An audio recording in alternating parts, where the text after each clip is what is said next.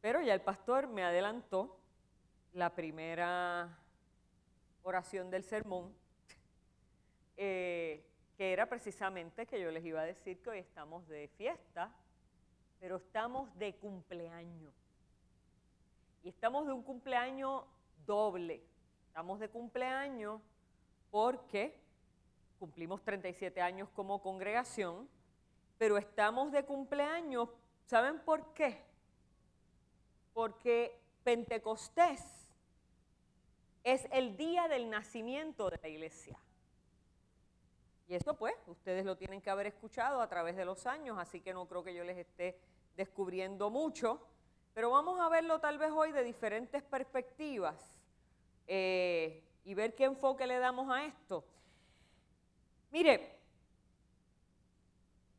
el Señor en Pentecostés envió al Espíritu Santo de una manera que se cumpliera su promesa de estar con nosotros hasta el fin. Y Jesús no solo cumplió su promesa, sino que da forma a la iglesia de una manera inesperada, sorpresiva, y apunta esta palabra, desafiante. Primero que nada, el evangelista Lucas nos cuenta que había un grupo de creyentes reunidos, y a veces nosotros leemos los textos y como que le pasamos por el lado y no nos damos cuenta de ciertos pequeños detalles. Y en ese aposento alto dice el texto en algún lugarcito que habían unos 120. Miren, eso es prácticamente lo que nosotros teníamos en la iglesia esta mañana.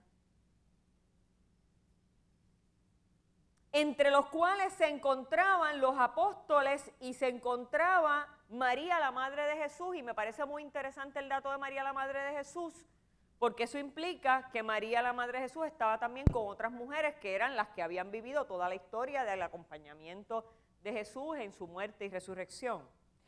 Pero dice también que ellos llevaban días reunidos en oración. Jesús había estado con ellos, Jesús si quiere leer el capítulo 1 se va a dar cuenta, ascendió a los cielos, y cuando ascendió le dice, cuando venga el Espíritu Santo sobre ustedes recibirán poder y serán mis testigos tanto en Jerusalén como en toda Judea y Samaria y hasta los confines de la tierra. Y es interesante, si ustedes quieren ir aquí tengo que hacer un paréntesis y decirle, Lucas y Hechos se supone que se lean juntos. Si usted lee este texto que está en Hechos 1:8, que le acabo de leer, cuando venga el Espíritu Santo sobre ustedes recibirán poder y serán mis testigos. Si usted se va en el Evangelio de Lucas, eso es exactamente lo que dice Juan.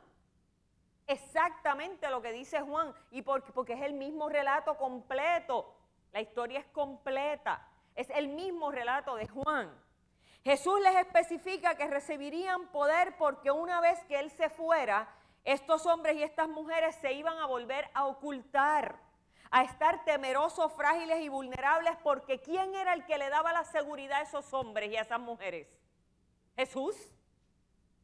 O sea, un hombre que no había tenido ningún tipo de temor de llegar hasta la cruz y que Dios lo había vindicado. O sea, una vez Jesús resucita, eso quiere decir que Él no fue un ladrón, que Él no fue un asesino, que Él no fue un sinvergüenza, que Él no era culpable. Dios lo vindica con la resurrección. Por lo tanto, si antes ellos confiaban en Él, imagínense cuánto más cuando Dios le restituye el honor a través de la resurrección.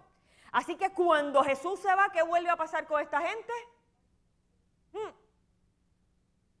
Y Jesús le dice, no se vayan lejos de Jerusalén, quédense por ahí. Pero Jerusalén era un sitio de mucha convulsión política y de muchos problemas. Así que como quiera, ellos estaban guardaditos orando. Así que, conociendo Jesús nuestra fragilidad humana, nuestros temores y nuestros miedos, nos promete y nos anticipa que su presencia a través del Espíritu Santo en nosotros será fuente ¿de qué? De poder, gracias Tamara, de poder y seguridad. Y tal vez mucha gente llega al Señor y cuando llega al Señor piensa o se pregunta ¿qué es eso del Espíritu Santo? ¿Y qué es el Espíritu del Señor? Y de hecho en inglés es bien raro porque en inglés dice Holy Ghost. Y eso como que a uno lo pone como que, pero ¿qué es? La primera vez que yo recité un Padre Nuestro en inglés, yo quedé como que en shock. Como que es como que el fantasma santo. Eso sería para nosotros, ¿verdad? Así que uno se pregunta, ¿qué es el Espíritu de Dios? ¿Qué es el Espíritu Santo? Entonces, si encima de eso nos hemos acostumbrado a las tradiciones pentecostales que hacen una conexión del bautismo del Espíritu Santo con brincos, no estoy minimizando ni restando la importancia a ese tipo de manifestaciones. No digan que la pastora dijo, porque eso no es verdad. Pero es una conexión que uno hace porque culturalmente nos han enseñado que el bautismo del Espíritu Santo en muchos aspectos y en muchas congregaciones y desde muchas perspectivas son manifestaciones emocionales de lenguas, de brincos, de danzas, de todas esas cosas, ¿verdad? Y entonces ante esa pregunta que yo me fui haciendo cuando iba construyendo el mensaje, me topo con algo muy interesante porque Lucas fue un escritor que siempre, desde el Evangelio hasta el final de los Hechos, está todo el tiempo, llevándonos al Antiguo Testamento. Llevándonos al Antiguo Testamento. ¿Por qué? ¿Por qué él nos lleva al Antiguo Testamento? Porque Lucas lo que quiere es confirmarnos que Jesús es el Mesías de la promesa de los profetas. Que es el Mesías que el pueblo de Israel estaba esperando, que no es un profeta cualquiera más. Entonces la única manera de lograr eso es validarlo con todos los textos bíblicos del Antiguo Testamento, sobre todo los del profeta Isaías. Así que yo me fui al profeta Isaías, al capítulo 11. Francisco, dale luz para que ellos lean esto. Capítulo 11, verso 2. Y luz de todas, eso mismo, luz y luz de entendimiento también. Oiga esto, Isaías 11:2, y reposará sobre él el Espíritu de Jehová. Oiga bien, Espíritu de, uno, pastor, esto es lo más wesleyano que yo he leído últimamente, ¿sabes? Espíritu de sabiduría, espíritu de inteligencia, espíritu de consejo, espíritu de poder, espíritu de conocimiento y de temor de Jehová. Ahí dice espíritu de brinco. Luces, Francisco, ya. Ahí dice espíritu de brinco. Ahí dice espíritu de danza. Ahí dice espíritu de sanidades físicas, emocionales. Ahí dice espíritu de prosperidad económica. ¿Qué pasó? Me quedaron callados. Espíritu de Jehová. El espíritu de Jehová es espíritu de sabiduría, de inteligencia, de consejo, de poder, de conocimiento y de temor de Dios. Por eso estas imágenes de Lucas nos devuelven constantemente al Antiguo Testamento para poder entender con mayor profundidad la dimensión de lo que en Pentecostés estaba ocurriendo. Estos hombres necesitaban, oígame bien, no necesitaban brincos ni bailes, no necesitaban más sanidades físicas para ellos, no necesitaban más milagros de ese índole. Necesitaban inteligencia, necesitaban conocimiento, necesitaban sabiduría, pero sobre todo necesitaban poder. ¿Por qué? ¿Y por qué? Porque eran hombres débiles, frágiles, vulnerables, comunes y corrientes, temerosos, asustados, que alimentaban su fe con una sola cosa porque no tenían nada más una vez el maestro se había ido. ¿Con qué alimentaban su fe en ese aposento alto por días y días? Con la oración. ¿Por qué?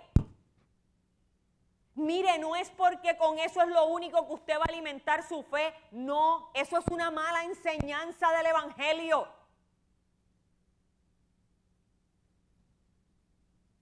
Esa es la zapata, esa es la plataforma de hombres y mujeres sobre todo que no tienen más recursos, pero para eso el Espíritu Santo viene, para llenarnos con los otros recursos. Porque la oración era lo único que tenían. Jesús se había ido y lo único que tenían era una promesa. Y cómo yo me agarro de la falda de la promesa cuando estoy temerosa, ansiosa y desesperada, si no es con la oración, porque no tengo nada más.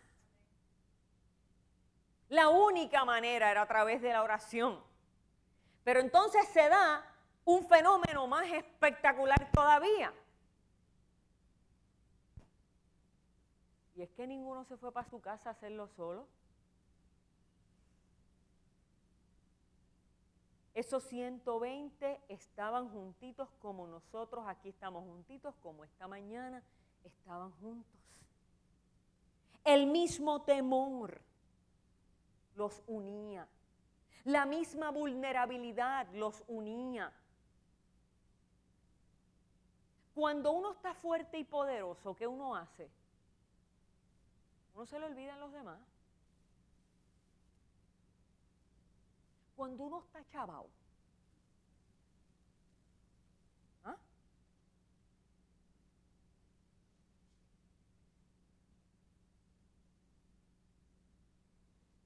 Ustedes y yo podemos tener muchas experiencias a nivel individual y las vamos a tener, experiencias con Dios. Y Dios se va a manifestar a nivel individual e íntimo, definitivamente. Pero es en la reunión de los santos, en la vida de iglesia, en la comunidad de fe, donde se anticipa el reino de Dios. Es en la unión de la diversidad de personas que son de diferentes nacionalidades, de diferentes formas de pensar, de diferentes maneras de comunicarse, de diferentes maneras de ver la vida, hombres pero también mujeres. Ahí Dios unió a cada individuo como si fueran una tesela de un mosaico. ¿Qué es una tesela de un mosaico? Usted sabe que los mosaicos están hechos de pequeños pedacitos de loseta. Y todos son diferentes, eso se llama teselas. Y todas son distintas. Y a mí me encanta esta imagen para la iglesia, a mí me fascina esta imagen para la iglesia. Porque la iglesia está compuesta de pequeñas teselas. Si usted coge un mosaico y usted se le pega, que probablemente lo que va a ver es una de esas losetitas cortadas que todas son diferentes y de colores distintos para colmo. Y esa pequeña loseta que en sí misma no es nada ni dice nada, al unirla con la otra va formando una imagen. Y usted y yo somos una de esas pequeñas teselas en el mosaico del reino de Dios en esta tierra que se llama iglesia. Oiga bien eso que dije. El mosaico del reino de Dios en esta tierra es la iglesia. Y a lo mejor yo soy la tesela más pequeña con los bordes más irregulares, más deformes, más terribles, más impuros realmente. Pero la que el artista consigue para ponerle al lado tiene que tener un corte parecido. Porque si no, no funciona. Así que al lado mío va a haber una tesela parecida a mí, pero nunca igual a mí.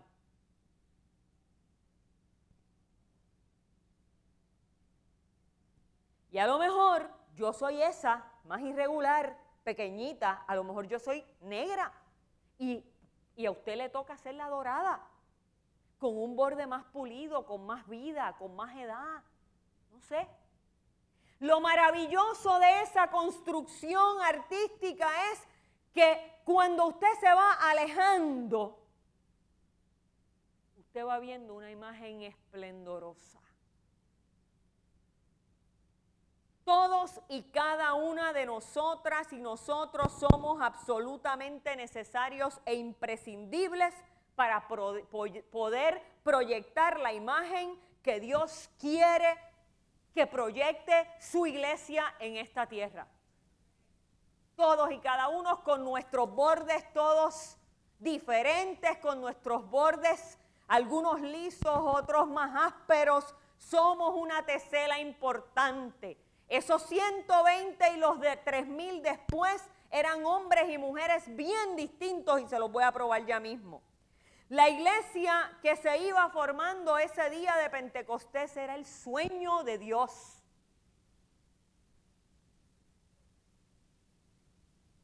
¿Por qué era el sueño de Dios? Porque era una iglesia que respetaba la diversidad, que respetaba la personalidad de cada cual, que respetaba la tradición de cada cual, y se lo voy a probar. Era una iglesia diversa, mire por qué. ¿Qué dice el texto? Era una iglesia donde habían partos, medos, elamitas, habitantes de Mesopotamia, de Judea, de Capadocia, del Ponto, de Asia. La gente se cansa hasta leyendo esto. De Frigia y Panfilia, de Egipto, de regiones de Libia cercanas a Cirene, visitantes llegados de Roma, judíos y prosélitos cretenses y árabes. Yo me cansé diciéndolo. Imagínense la cantidad de gente diversa que había ahí.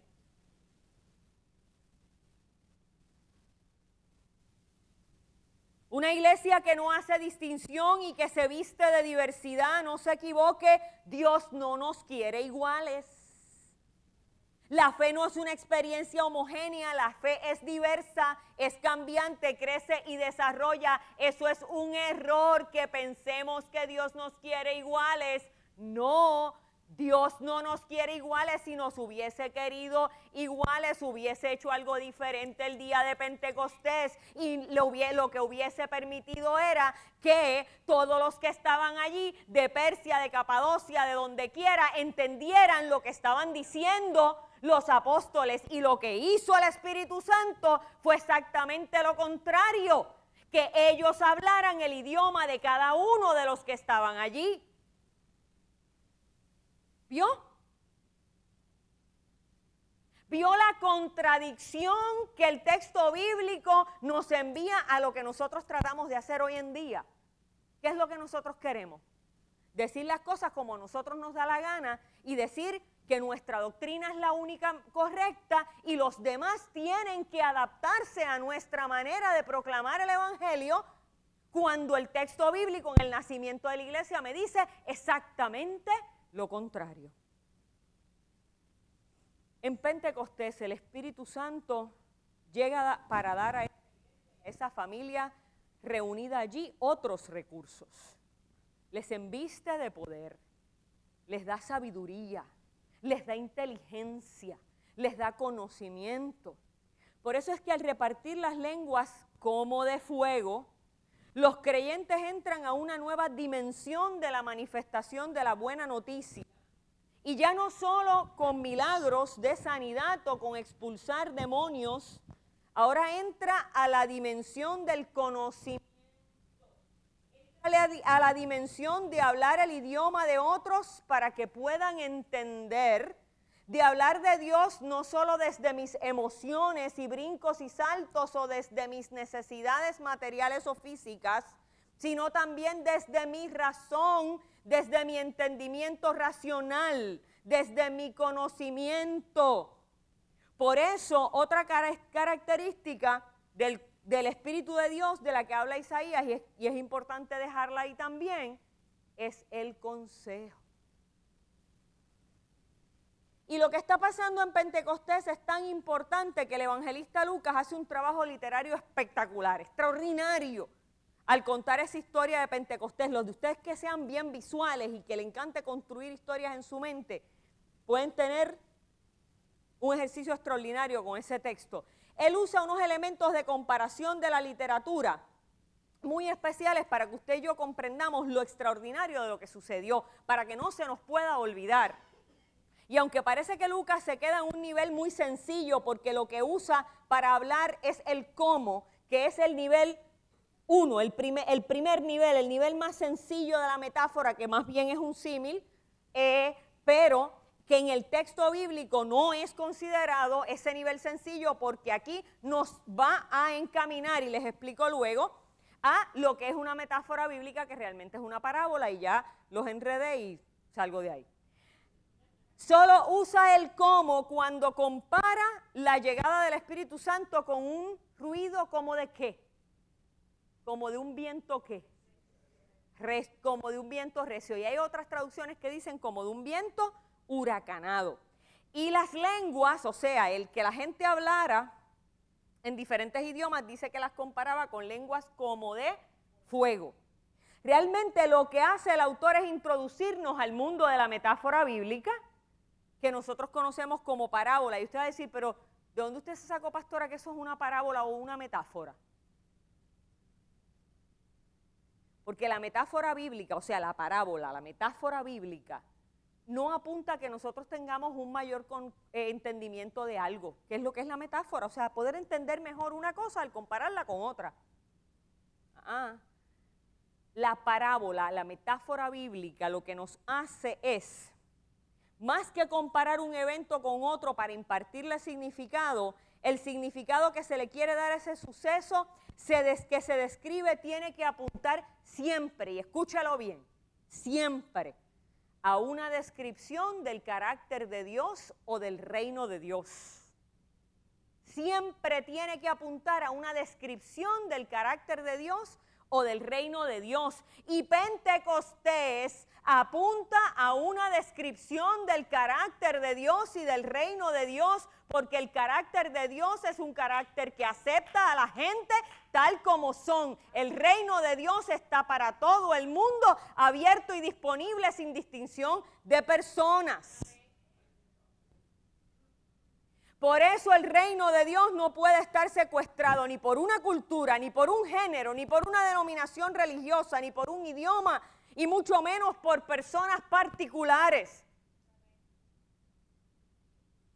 Las maravillas de Dios son para todo el mundo por igual y tienen que ser proclamadas. Y ese tienen suena absolutista, pero me lo voy a conceder en esta noche. En el idioma, o sea, en la forma en que la gente la puede entender. Si no, usted no está haciendo lo que se le mandó a hacer al proclamar el Evangelio. Y me explico. El mensaje de Dios va a asumir la forma o el idioma que sea necesario para que usted lo pueda entender y que provoque una transformación en su vida y en la vida del otro. El mensaje de Dios se adapta a la forma. El mensaje de Dios tomó la forma del idioma, del lenguaje de esas personas. El lenguaje de esas personas no tomó la forma de la palabra de Dios. Así que el lenguaje se adapta, el lenguaje se moldea, el lenguaje de Dios, o sea, la palabra de Dios se moldea al lenguaje nuestro para provocar transformación en nuestra vida. Y ahora, hablando del ruido huracanado, mire, el ruido huracanado pone de manifiesto la grandiosidad del suceso. ¿Y quién es mejor que nosotros para entender lo que estamos diciendo? Eso, ¿cuántos de ustedes, voy a preguntar al revés, cuántos de ustedes no han experimentado un ruido de un viento de huracán? Aquí, los más niños tal vez. ¿Quiénes no han vivido la experiencia de un viento de huracán?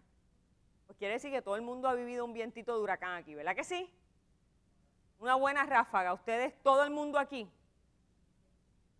Para empezar, el viento de un huracán es incontenible y aún en el siglo XXI, con toda la ciencia que hay, no se puede evitar, pero tampoco se puede predecir. Llega cuando le da la gana y hace los estragos que le da la gana. Aterriza y arrasa con lo que encuentra, y así parece que fue ese evento. Llegó y se metió por todas partes. Y en medio de la oración, en ese lugar se estremeció el lugar para que los que allí reunidos estaban salieran de su letargo y reconocieran que estaban ante una fuerza mucho más grande y más poderosa que cualquier poder humano. Y estaban ante una fuerza capaz de sacudir sus vidas para que tuvieran que empezar de cero con una nueva experiencia transformadora, porque el viento, aparte de que en el texto bíblico viento y espíritu puede ser intercambiable, porque en el griego la palabra que se usa es la misma, ese viento arrasaba con todo, es una metáfora de una fuerza que arrasa, que se lleva todo. ¿Y qué arrasa? ¿Qué se lleva? ¿Qué se iba a llevar el viento en esa reunión? El miedo, el temor, la cobardía. Eso era lo que se iba a llevar, para que viniera una experiencia transformadora y pudiera lanzar a esa gente a proclamar las maravillas de Dios en el idioma que los demás la pudieran entender. Pero como si eso fuera poco, lo que le pasó a cada uno en su carácter individual fue tan poderoso que Lucas lo describe como fuego. O sea, no se conforma con el viento. Y mire que la gente en el desierto le tenía terror al viento. Podían estar unos beduinos allá y por la noche oían el ruido del viento, y ellos incluso muchas veces cuando en la Biblia se habla de Satanás o del demonio, no era ningún ser sobrenatural, era el viento del desierto. Y una de las razones más importantes para eso es que cuando ellos se acostaban a dormir y venía una ráfaga y se levantaban, las dunas que estaban a la izquierda amanecían a la derecha. Y para una persona de la antigüedad, ¿qué es eso?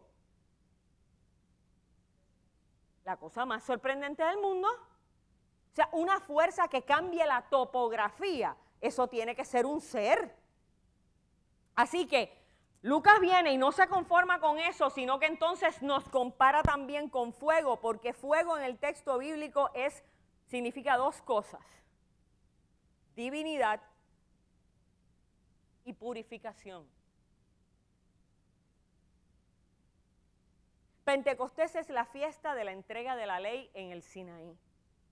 Y usted dirá, espérate, ¿brincó de la divinidad y la purificación? No, señores, aguántense ahí. Francisco, Luz. Y hoy, lo lamento, pastor, pero hoy me otorgué el derecho de un sermón más largo por la noche, porque Pentecostés no se puede predicar en 15 minutos. Éxodo 19. Éxodo 19, 16 y 18, nada más. Mire el enganche tan espectacular que hace Lucas con ese evento. Ese día, es el día de Pentecostés, se celebra que Moisés recibió la ley y se la entregó al pueblo. ¿Y qué era la ley? La alianza, ¿verdad que sí? ¿Y qué es lo que es Pentecostés?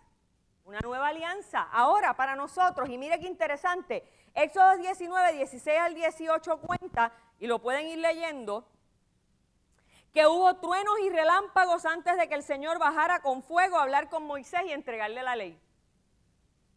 No se les había ocurrido eso, ¿verdad? Pentecostés para el cristiano es la nueva alianza que se da en una relación con Dios, en una encomienda de Dios que a la vez que es individual, que es personal, está íntimamente ligada a la vida de la comunidad de fe.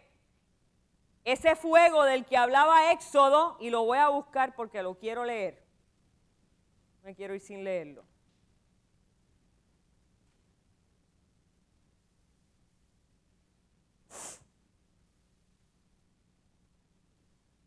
Al tercer día por la mañana hubo truenos y relámpagos, y una nube espesa se posó sobre el monte mientras el toque de la trompeta crecía en intensidad y el pueblo se puso a temblar en el campamento. Mire para allá. Miedo. Moisés sacó al pueblo del campamento para recibir a Dios y se quedaron firmes al pie de la montaña. El monte Sinaí era una humareda total porque el Señor bajó a él con fuego, se alzaba el humo como de un horno y toda la montaña temblaba. Pentecostés para el cristiano es la nueva alianza que se da en una relación con Dios, en una encomienda de Dios que a la vez que es individual, a la vez que es personal, está íntimamente ligada a la vida de la comunidad de fe. Todo esto se daba en comunidad, no se daba privadamente. Ese fuego del que hablaba el Éxodo ahora lo trae Lucas para describir los idiomas que se dieron a cada uno y a cada una de los presentes. Y le digo cada una porque eso fue así. Por eso es que usted ve en las pinturas desde la edad de la iglesia temprana, usted ve en las pinturas de ese día a los 12 apóstoles y a María también. María no es que era ella la única, era representativa de la mujer. Lucas entonces describe los idiomas que se le dieron a cada uno y a cada una de las presentes, y mira lo que dice el verso 11, para lo que se dieron esos idiomas, esas lenguas, para contar las maravillas de Dios. Y yo aquí me voy a disparar una cosa bien personal, esto no está en el sermón. Los hermanos que creen en la manifestación del don de lenguas hoy, que no es el caso de nuestra iglesia en Nazareno, pero los hermanos que creen en la manifestación de don de lenguas, ojo y tengan cuidado, si lo que están manifestando no son las maravillas de Dios con el uso de sus lenguas, yo pondría muy en tela de juicio ese don, ¿sabe? Me quedaron muy callados. Es para proclamar las maravillas de Dios. No es para hacer daño, no es para juicio, no es para condenación. Ahí lo que dice es que eran para contar las maravillas de Dios. La presencia del Espíritu Santo en nuestra vida es un fuego que purifica, es un fuego que quema, pero sobre todo es como llama que arde dentro de nosotros para que no podamos resistir la presencia de Dios en nuestra vida y que tengamos que contarla. Y con esto vamos recogiendo. El profeta Jeremías dice en el capítulo 20, verso 9, que sentía la palabra de Dios, oiga bien, textualmente lo estoy citando, 20, verso 9, como fuego ardiente encerrado en sus huesos, hacía esfuerzo por contenerla y no podía. Mire cómo Lucas nos llena con esa imagen, nos trae tantos y tantos y tantos recursos del texto bíblico para que podamos entender la importancia de ese día. La palabra de Dios era como fuego ardiente encerrado en sus huesos, hacía esfuerzos por contenerla y no podía. ¿Qué le pasó a aquellos que estaban, aquellos 120? ¿Qué les pasó? Que no lo podían contener, al punto tal que parece que hablaron tan duro y alborotaron tanto que la gente dijo que estaban borrachos, que estaban ebrios. Y Pedro, muy interesantemente, empieza su primer sermón, que es un discurso espectacular. Él lo empieza hasta con son de broma. Miren, no estamos borrachos si no son más que las 9 de la mañana. Eso es lo que él dice. Así que imagínense el zafarrancho que esa gente formó cuando recibió el don del Espíritu Santo, porque como Jeremías era un fuego ardiente encerrado en sus huesos y aunque hicieran esfuerzos por contenerla, no la podían contener. Eso mismo sucedió el día de Pentecostés. La presencia de Dios a través del Espíritu Santo dio a aquellos hombres una experiencia sobrenatural, acompañada de una palabra que como fuego les consumía y no la podían contener. El Espíritu Santo transformó la vida de los que lo recibieron para que fueran a contar las maravillas de Dios. Pero sobre todo, continuó impactando de manera que dice los textos el verso 41, que ese día se incorporaron a la comunidad de creyentes. ¿Cuántos? Vamos a ver quién se acuerda. Tamara, no lo diga. ¿Cuántos se incorporaron, dice el texto, ese día? Como 3,000. Y usualmente cuando el texto bíblico dice esos números, no incluye ¿a quiénes? Ni a las mujeres ni a los niños. Así que haga una buena matemática. De hecho, decía creo que personas, no sé. La pregunta que debemos hacernos en esta noche, y con esto vamos meditando íntimamente sobre el mensaje, ¿qué está pasando con el fuego del Espíritu Santo en mí? ¿Acaso será que me está pasando como a los creyentes antes de Pentecostés? que aunque están reunidos en oración, estaban escondidos, temerosos y no se atrevían a hablar a nadie de su experiencia con el resucitado. Ojo, eso es iglesia, eso es lo que podemos estar haciendo, reunidos, 120, orando. Mire, ¿usted quiere cosa más consagrada que esa? Unánimes juntos, como dice el texto, orando, esperando las promesas de Dios. No hay nada malo con eso. ¿No será que hemos retrocedido al momento prepentecostés?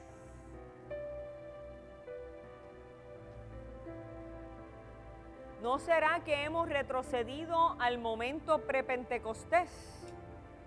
Pues mire, hermano y hermana, si usted siente que a usted le falta fuego, si usted siente que en su corazón no hay pasión, ya sea por las cosas específicamente de lo que tenga que ver con la iglesia,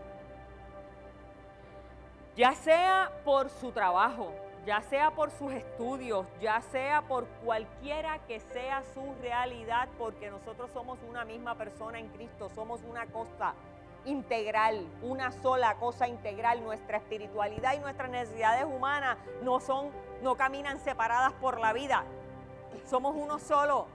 El hombre y la mujer que tiene pasión por la iglesia, pero no tiene pasión por su trabajo o no tiene pasión por otras áreas de su vida, tiene serios problemas, porque esto tiene que caminar de la mano. Yo le dije al principio al pastor que esto era un sermón bien wesleyano, y les voy a decir por qué, porque creo que sería justo. Esa descripción del Espíritu Santo que habla de conocimiento, que habla de sabiduría, que habla de todas estas cosas que en gran medida son racionales, es la manera en la que Juan Wesley decía que nosotros teníamos que caminar balanceados en un cuadrilátero, que era la experiencia, la razón, la tradición y el texto bíblico. O sea, no es solo, ¿y qué pasa en una mesa con 4 patas si usted tiene una más bajita y otra más alta? ¿Ah? Y eso es lo que pasa. Si el fuego de nuestro corazón con relación a la iglesia está alto, pero los demás fuegos están bajitos, ¿qué pasa con nosotros? Y si los demás fuegos están altos y el de la iglesia está allá abajo, ¿qué pasa? ¿Ah? Nosotros tenemos que ser seres humanos completos. Eso es lo que el texto bíblico dice cuando dice que seáis perfectos como vuestro Padre Celestial es perfecto. La palabra no es lo que usted cree, es completo. Es uno solo, una sola pieza. Si usted siente que en su corazón no hay pasión por algunas cosas y eso le resta a usted energía vital, Pentecostés es el día de la entrega de la pasión. Pentecostés es el día de la entrega del Espíritu Santo a nosotros, para que al cambiar nuestra vida también sean impactados aquellos que están alrededor nuestro. Contar las maravillas de Dios es contar lo que Dios ha hecho en mí a través de la persona de Jesucristo.